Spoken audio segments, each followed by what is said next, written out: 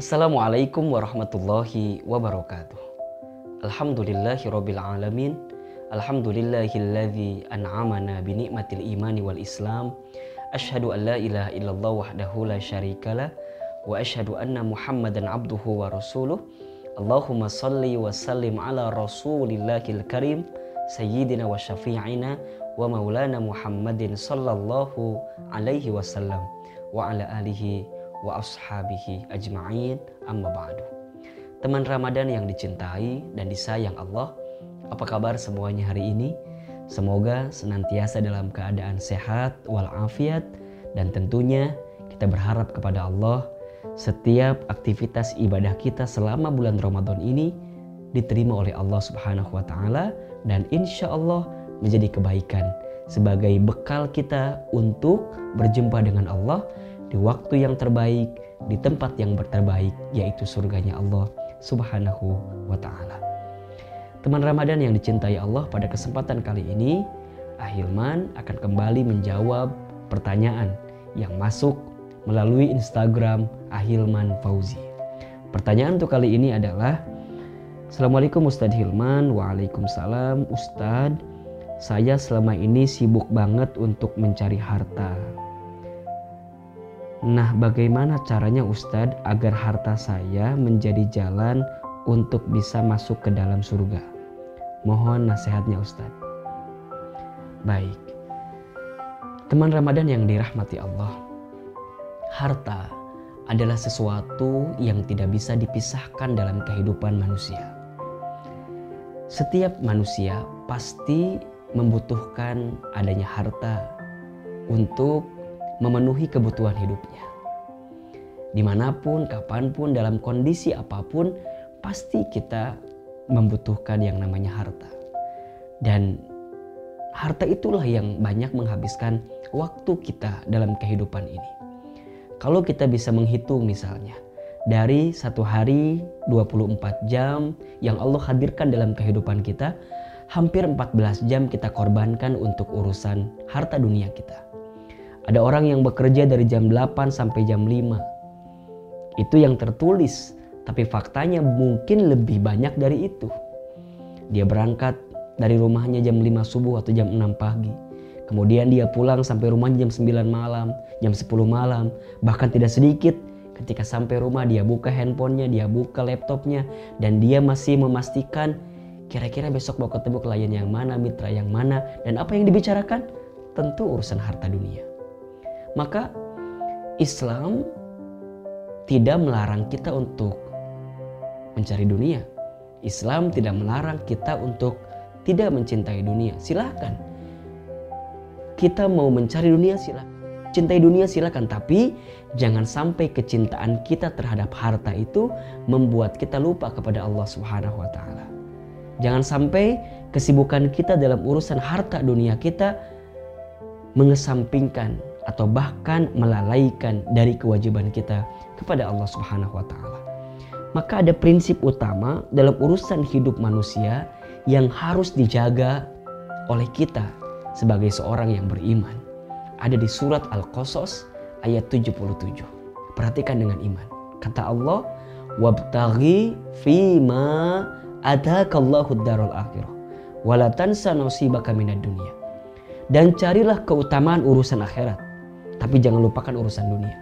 Maknanya adalah silakan kita mencari dunia, tapi jadikan dunia itu sebagai wasilah, sebagai jalan, sebagai bekal untuk bisa mendapatkan urusan akhirat kita.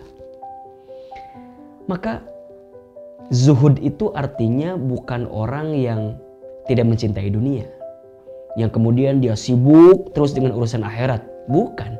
Zuhud itu adalah orang yang bisa menempatkan porsi yang proporsional dari kesibukannya dalam urusan dunia yang semata-mata untuk menjadi bekal urusan akhirat. Dan ini penting. Satu kali ada seorang pemuda yang ketika jam 9 pagi dia hanya diam di masjid. Lantas Khalifah Umar bin Khattab kemudian dikabarkan oleh sahabat yang lain bahwa ada pemuda yang diam di masjid jam 9 pagi. Kemudian Umar menyusulnya lantas bertanya, "Wahai pemuda, apa yang kamu lakukan?" Kemudian pemuda itu menjawab, "Wahai Khalifah, Aku di sini menunggu rezeki. Aku di sini meminta kepada Allah. Apa jawaban Umar? Kam sa'ah. Jam berapa ini? Jam 9 pagi. Apa jawaban Umar? Jam 9 pagi adalah waktumu untuk di pasar, bukan ada di masjid. Apa maknanya? Umar meminta pemuda tersebut untuk bekerja, untuk berikhtiar, untuk berusaha. Bukan berarti dia malah kemudian meminta kepada Allah tapi dia lupa dengan ikhtiarnya. Ada porsinya untuk sholat duha, silahkan. Tapi jam-jam pagi adalah jamnya untuk ikhtiar. Dan dalam percakapan ini berarti kita semua diingatkan bahwa dalam urusan harta dunia ini jangan terlalu disibukkan. Jangan terlalu dininabobokan. Harus ada porsi untuk kemudian memastikan bahwa urusan dunia kita menjadi jalan kebaikan urusan akhirat kita. Maka nanti harta itu akan ada dua potensi dalam kehidupan kita. Pertama, harta bisa menjadi jalan kita ke surga. Harta bisa juga menjadi jalan yang membuat kita terpeleset masuk ke dalam api neraka. Abdurrahman bin Auf, Utsman bin Affan adalah contoh di antara dua orang yang dengan hartanya mampu membuatnya masuk ke dalam surga. Tapi hati-hati, ada Qarun, ada Fir'aun, ada Sa'labah yang dengan hartanya malah membuat dia terperosok ke dalam jurang api neraka. Na'udzubillahi min dzalik. Maka bagaimana sebenarnya Islam menata, mengatur urusan harta dalam kehidupan kita? Bicara tentang harta, maka setidaknya ada 3 poin yang harus kita pastikan. Pertama adalah min aina iktasabah. Dari mana harta yang kita dapatkan? Harus seperti apa kita mencari harta? Tentunya dengan cara yang halal, dengan cara yang thayyib, dengan cara yang baik, dengan cara yang tidak menghadirkan kedoliman bagi orang lain. Tidak menipu, tidak mendatangkan madharat, tidak korupsi, tidak mencuri. Dia dapatkan hartanya dengan cara yang baik. Begitupun juga dia tidak melakukan transaksi yang diharamkan dalam Islam. Ada 4 misalnya yang transaksi haram itu. Disingkat dengan tamagrib. Pertama tadlis, tidak ada penipuan. Maisir, tidak ada perjudian. Gharar, tidak ada ketidakjelasan.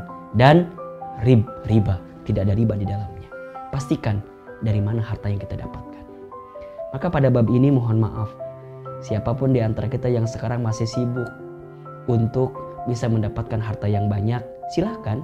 Tapi pastikan bahwa harta yang banyak itu didapatkan dengan cara yang halal. Kata Ali bin Abi Thalib, jangan sibuk mencari banyaknya. Karena sampai kapanpun kamu tidak akan pernah cukup dibuatnya. Tapi sibuklah mencari berkahnya. Karena itulah kenikmatan yang paling hakiki dari harta yang kita dapatkan dalam kehidupan. Maka jangan pernah gelisah dengan rezeki yang kita dapatkan dari harta kita. Karena rezeki sudah tertakar, tak mungkin tertukar. Tapi khawatirkanlah bagaimana cara kita mendapatkan harta itu. Apakah dengan cara yang baik ataukah dengan cara yang buruk. Dan hati-hati dengan prediksi Nabi dalam sebuah hadisnya,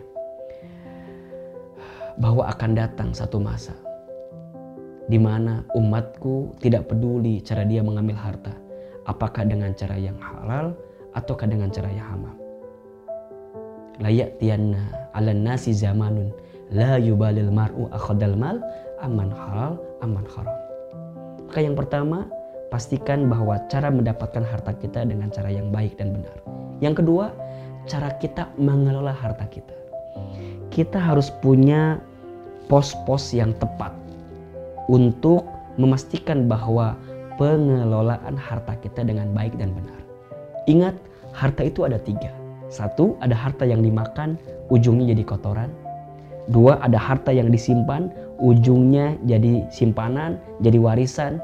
Kalau keturunannya soleh jadi kebaikan, tapi kalau keturunannya salah jadi kesengketaan.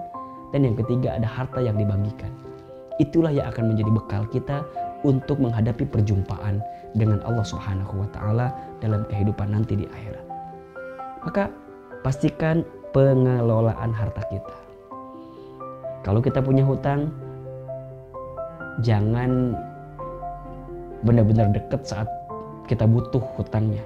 Tapi saat kita membayarnya sulit dan susah. Hati-hati. Ada rahmat Allah yang dibatasi kepada orang yang sulit membayar hutang. Tapi sebaliknya, ada kebaikan yang Allah datangkan kepada orang yang memudahkan untuk bisa bayar hutang. Kemudian ada kewajiban zakat, infak, sedekah. Kemudian ada kebutuhan hidup pokok kita yang harus dipenuhi, pengelolaan.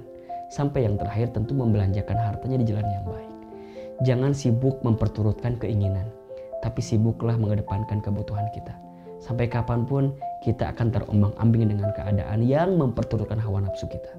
Maka insya Allah, jikalau harta yang Allah titipkan kepada kita digunakan dengan cara yang baik mendapatkannya, cara yang benar mengelolanya, dan dibelanjakan dengan cara yang baik, itulah harta yang bisa mengantarkan kita ke surga. Terutama harta yang kita bagikan. Ingat, ada hak orang lain dari harta kita. Maka jangan sibuk mengumpul-ngumpulkan harta sampai kita lupa ada kiri kanan kita yang barangkali mereka kekurangan.